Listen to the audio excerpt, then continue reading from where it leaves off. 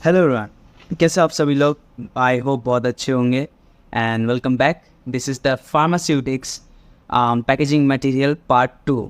Welcome to the part 2। I hope part 1 देखा होगा, नहीं देखा मेरे चैनल पर मिल जाएगा।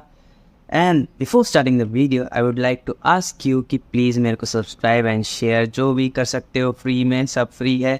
जो भी कर सकते हो जल्दी कर लो because I need your support. Let's begin the chapter. So basically जो लोग यहाँ पे नए हैं मैं उनको बता दूँ कि मैं यहाँ पे एक एज अ फ्रेंड, जैसे एक क्लासमेट आपको पढ़ाता है वैसे ही पढ़ाऊँगा। मेरे हिसाब से, मेरे वे में जो ज़रूरत है और जो ज़रूरत नहीं है वो सब के ऊपर नज़र रखते हुए मैं आपको पढ़ाऊँगा कि क्या क्या आपको चाहिए, क्या क्या नहीं चाहिए। So basically I am using this book right now. ये वाली जो बुक है वो RM मेहता की है। ये ओल्ड एडिशन है। I will try to get the new edition, और ठाकुर पब्लिकेशन बेसिकली चलती है but I don't have that right now. जब मेरे पास होगा I will make sure to help you study from there. तो मैं पहले से काफ़ी अच्छा हूँ। पहले वाले में मेरी तबीयत फिर ठीक नहीं थी but right I am back here. So the class as a friend start from here. और हाँ, मैंने कहा था पिछले वाले वीडियो में कि लास्ट में मैं कुछ स्पेशल सा बताऊंगा, वो मैं बता नहीं पाया क्योंकि फिर वो काम आ गया। तो anyways let's start the video. आज कुछ स्पेशल नहीं मिलेगा, I will tell you in the next video. उसके लिए सब्सक्राइब कर लो, बहुत ज़रूरी है। हमने पढ़ लिया था टाइप्स ऑफ कंटेनर, पढ़ने वाले थे हम आज।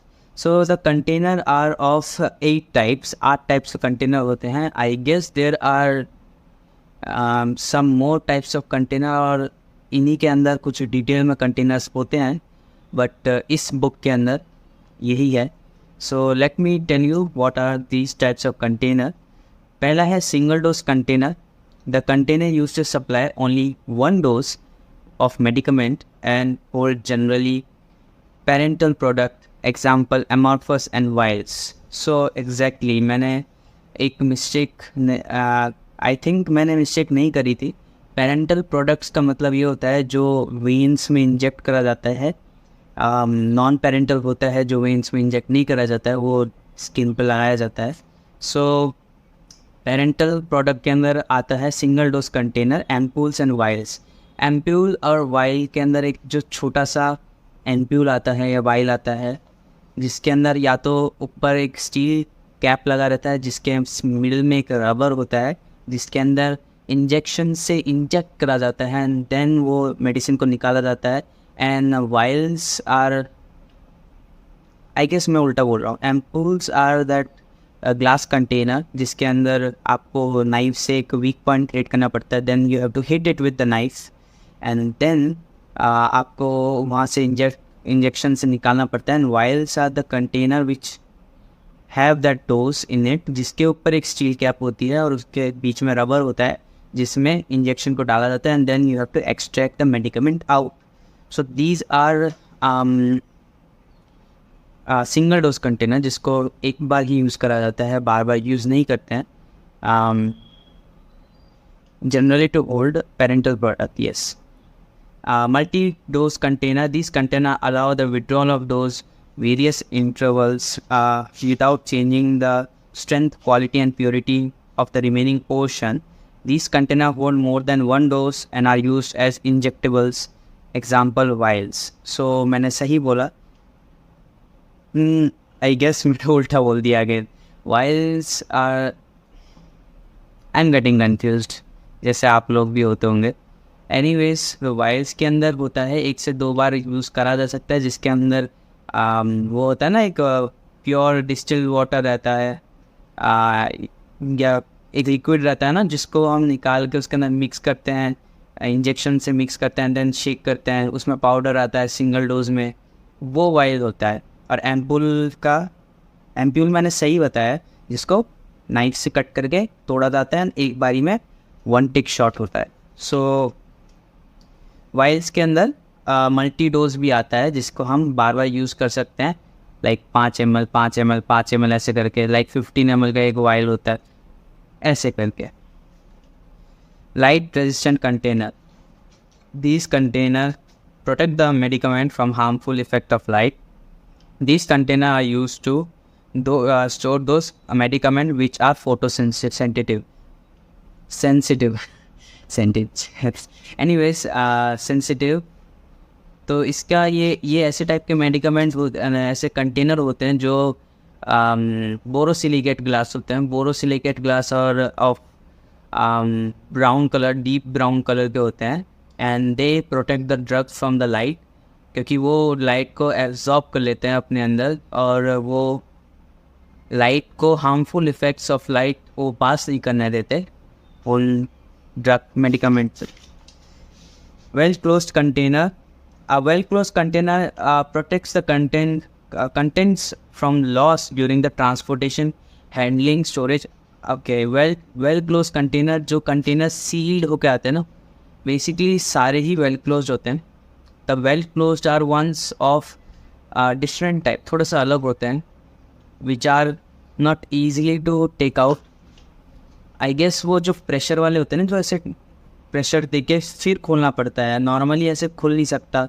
या ऐसा भी बहुत सारे कंटेनर्स आते हैं विच आर लाइक रबर से होते हैं, जिससे वो लीक प्रोटेक्ट हो जाए. जो उसका जो लिड होता है वो अंदर से वो रबर कोटेड होता है थोड़ा सा, लाइक जो कैप होता है उसमें रबर होता है, एंड लिड के ऊपर जो उसकी जो एज होती है वहाँ पे वो अच्छे से बंद हो जाता है.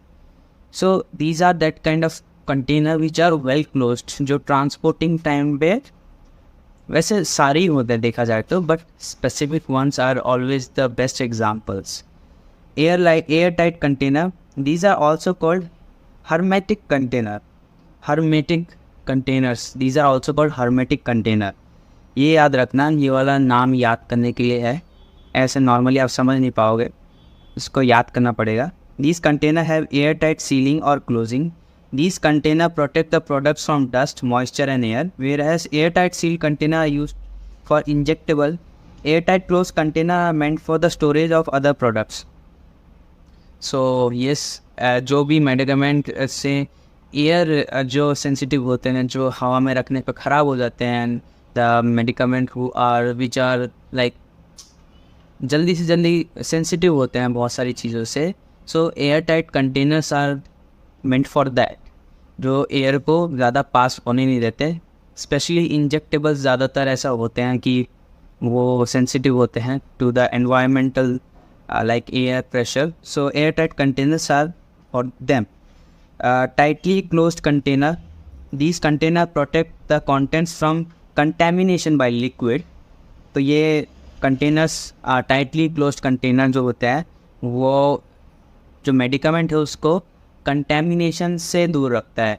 कोई भी अगर मान लो कि उस मेडिकामेंट में अगर लिक्विड गिर गया या कुछ और चीज़ से हो गया या एनवायरनमेंट में ह्यूमिडिटी बहुत ज़्यादा है, सो वो जो भी कंटेमिनेशंस हैं उनसे दूर रखता है.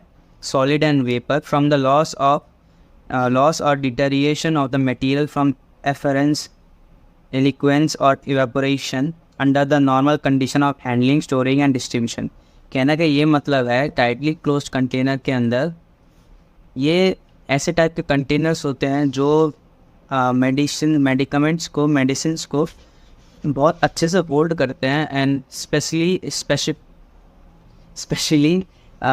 जो भी मेडिकेशंस होती है वो अगर लीचिंग होए, ग्लास से लीकेज होए या ऐसा भी कोई नॉर्मल टेम्परेचर कंडीशंस पे. सो यहाँ पे बहुत कॉम्प्लिकेटेड वे में लिखा है and the words are very hard to remember. Effervescence, deliquescence, evaporation under normal condition of handling.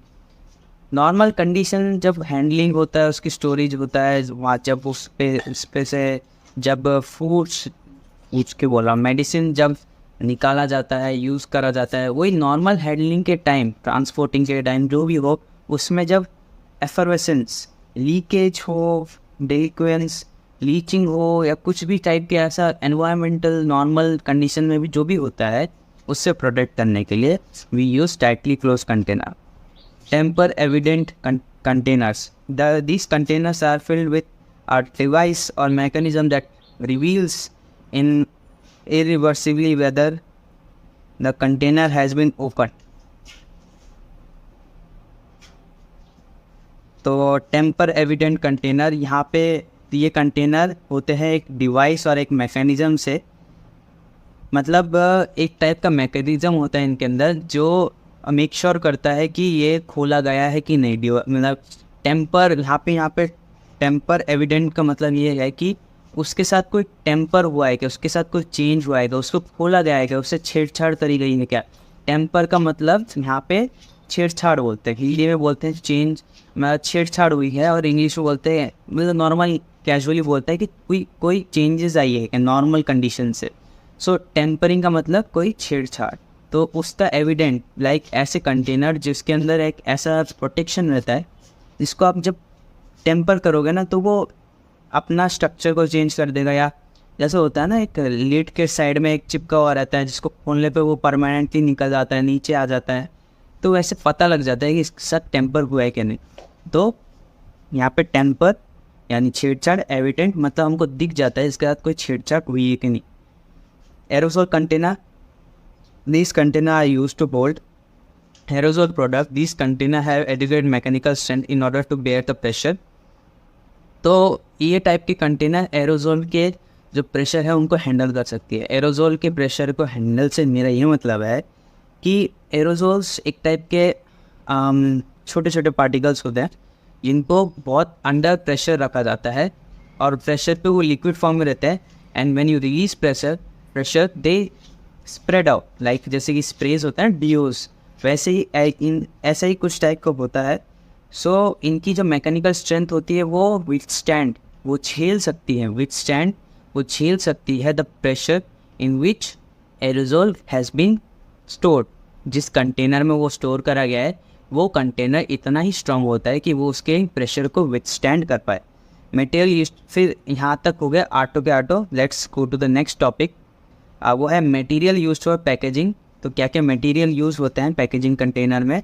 So 4 type के मटेरियल यूज़ होते हैं, I guess there are more, but 4 type के बताया गया है। Glass, plastic, metal, paper and board. Glass, plastic, metal, paper and board. So 3 type के सबसे evidently बहुत यूजुअली देखा होगा, ग्लास, प्लास्टिक और मेटल को बहुत नॉर्मली देखा होगा। पेपर एंड बोर्ड ज़्यादा नहीं देखा होगा, but there also use as container. So glass के अंदर वही एम्पुल्स वगैरह आते हैं, आपने देखा होगा। The glass container have advantages and very less disadvantages, but there are advantages. They are transparent, का मतलब तो जानते हो, आर पार देख सकते हैं। Available in various shapes and sizes, they can withstand the changes in temperature and pressure. अगर temperature pressure में चेंज आए तो वो झेल सकता है। Economical and readily available, so they are readily available, बहुत आसानी से मिल जाते हैं। आई गेस मेरे मोबाइल पर थोड़ी सी आ रही है, लेट मी जस्ट, हाँ अब सही है। Anyways sorry for disturbance. Photo sensitive material use कर सकता है उसके अंदर, जैसे कि बोरोसिलिकेट ग्लास। देन न्यूट्रल और प्रॉपर ट्रीटमेंट, उनको ट्रीटमेंट करा जा सकता है जिससे वो न्यूट्रल रहे। मतलब न्यूट्रल से मेरा मतलब है, पहले भी बताया था क्लास के अंदर, वीडियो के अंदर, कि वो आसानी से चेंज नहीं होंगे, अंडर रिएक्ट नहीं करेंगे, केमिकल से, मेडिकमेंट से रिएक्ट नहीं करेंगे, अपने नेचर को चेंज नहीं करेंगे, लीचिंग नहीं करेंगे।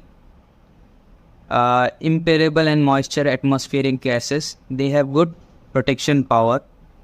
प्रोटेक्शन ऑफ पावर मतलब वो गिरे या शेकिंग में से प्रोटेक्ट करते हैं। उनमें लेबलिंग अच्छे से हो सकती है, सील करा जा सकता है, रिमूवेबल क्लोजर्स लगा सकते हैं।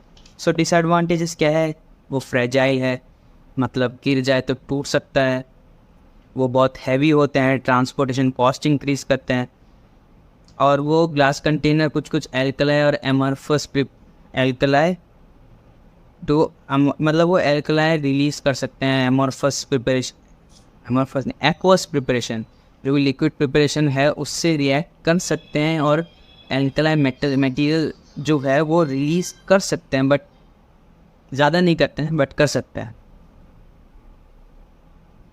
सो आज हमने ग्लास तक पढ़ा। इन द नेक्स्ट वीडियो में हम प्लास्टिक, मेटल, पेपर, बोर्ड के बारे में अच्छे से डिस्क्राइब करूँगा। It is a very big, बहुत बड़ा है. I will try to make it very less. Make sure आप सब्सक्राइब कर लो. अभी तक आप चैनल पर बने हो तो लाइक शेयर सब्सक्राइब जो भी कर सकते हो, इट्स फ्री अगेन. एंड मेरे को जितना सपोर्ट कर सकते हो कर सकते हो. कोई भी दिक्कत है कमेंट में पूछ सकते हो, मेरे से कोई क्वेश्चंस कर सकते हो. You are free to ask anything. I will meet you in the next one. तब तक के लिए bye bye, take care, don't forget to check out my other videos. Till then, bye.